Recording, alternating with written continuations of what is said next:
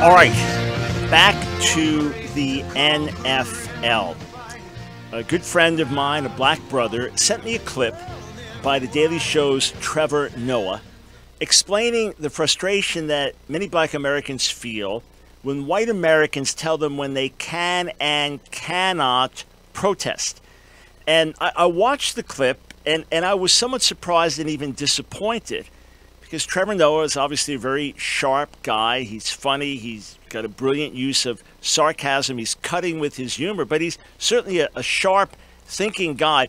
He's taking issue with comments made by Steve Mnuchin, basically saying it's wrong to protest the anthems, and he takes issue with this. I want you to hear what Trevor Noah had to say. He's not against the players protesting. He just doesn't like it when they do it on the field. You know, when everyone's watching. Yeah, do it somewhere else. Can you imagine Mnuchin giving that advice to Rosa Parks? He would just be like, hey, Rosa, why are you protesting on the bus? Huh? People have places to be.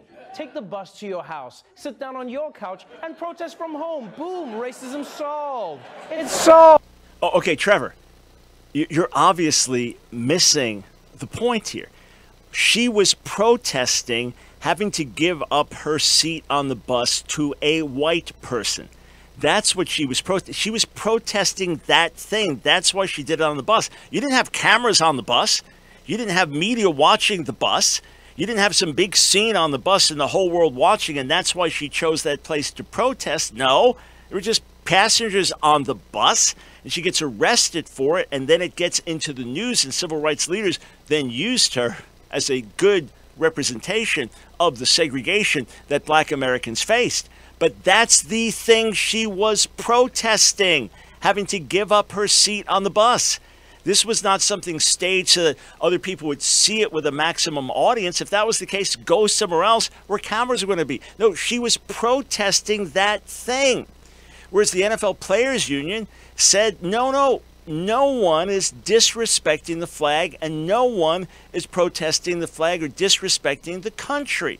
So the reason the players were kneeling in the first place, they're now saying it's not disrespecting the flag, but they did it in that setting, not just because there are cameras there. These are NFL players. They have cameras on them a lot. They can easily get an audience. No, listen to what Colin Kaepernick said, the one who began the protest. I am not going to stand up to show pride in a flag for a country that oppresses black people and people of color. He chose that because that's what he was protesting. And here, I've encouraged NFL players, and dialogue with one NFL player about this, not to protest at that time for strategic purposes. I'm not telling you what you can and can't do as people of color or American citizens or football players. I'm simply saying it's not a good strategic protest. Why? Because it gives the appearance that it is disrespecting the flag. It gives the appearance it is disrespecting veterans, black and white and others, who have sacrificed for America, who have given their blood for America. It gives that impression, and it draws hostility towards them instead of solidarity. There are plenty of other ways you can protest. Marches work very effectively. There are other ways. Gather players together, make a joint statement, do something in the inner city, announce a media event, get key owners together, put out statements about where the racial injustice is or where the oppression is or where things are wrong. There are many good ways to protest. Martin Luther King and other civil rights leaders had to look for the right ways to protest. And in fact, Rosa Parks, as you all know, Rosa Parks was not the first one to refuse to give up her seat. There was another younger black woman, and she refused to give up her seat, and civil rights leaders were going to make her the face of the cause against segregation, the case against segregation. Then they found out she was pregnant out of wedlock and thought that would not work well. All we're talking about is being strategic here.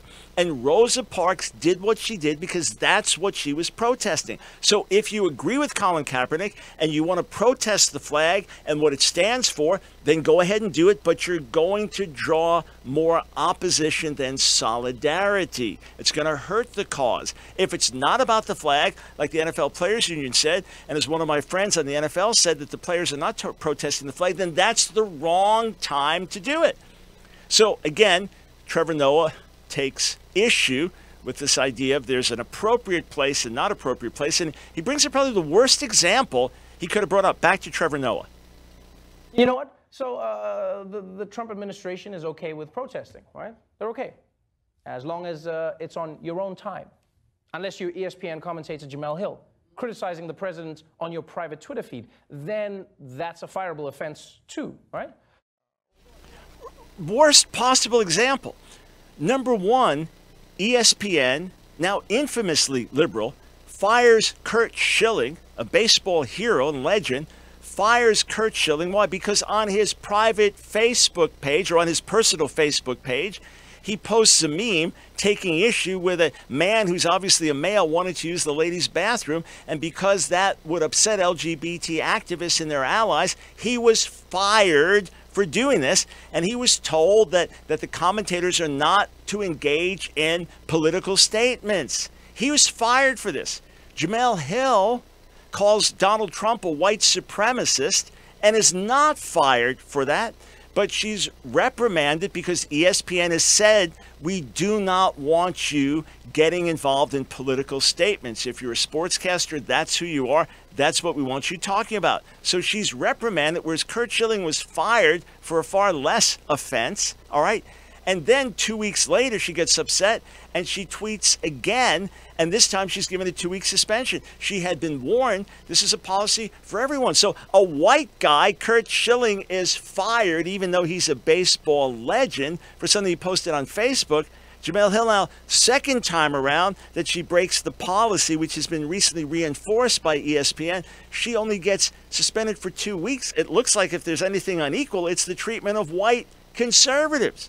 But then again, do I even have a right to speak? Because after all, I am a white conservative. According to Simone Sanders on CNN, really, I can't even weigh in on this. Listen to this heated discussion.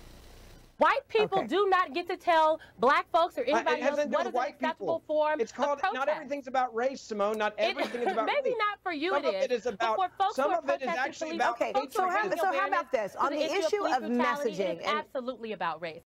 All right, so let me just get this right. I cannot give recommendation to black friends, colleagues, or others and say, you know, I don't think this works well. I think this works better.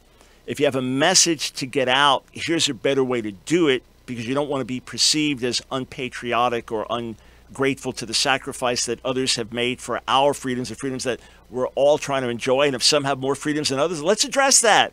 Let's address that. Let's do our best to bring this to the surface. No, I'm not the spokesman for racial inequality in America. I'm a white conservative. I'm not the spokesman for that. Let those who've suffered more, let them come to the forefront and let me help get their message out. Absolutely. But to tell me that I don't have the right to comment on it, what kind of nonsense is that? Let's go a little further. When Vice President Mike Pence went to the Indianapolis Colts San Francisco 49ers game, and when about 20 49ers players knelt during the anthem, and he got up and walked out after that, said, I'm not going to be part of something where the flag is disrespected, there were black players, like San Francisco 49ers player Eric Reed, who took issue. Well, hang on. What gives a white man no right to say when a black man can protest, but a black man can tell a white man when he can protest? That Eric Reed has the right to tell the vice president that he shouldn't protest? Well, only one side gets to protest. Only one side gets to say when it's right to protest. This is bogus. So look, here's the bottom line. Do we want America to be great? Black, white, Hispanic, Asian, whoever we are. Do we want America to be a great country? Yeah, I think we all do. Do we want America to be a country that's really a country of justice and equality? I believe so. Trevor Noah from South Africa, me from America. I believe we both want America to be a great country, a country of freedom, a country of justice. We'll obviously have different perspective on what's right and wrong, but we want that. So rather than smashing and bashing each other, let's have constructive conversations based on facts, based on truth, not just based on emotionally laden and emotionally charged talking points that miss the point entirely. Let's put truth on the table, and let's do it in a constructive way for the good of everyone. Is that too much to ask?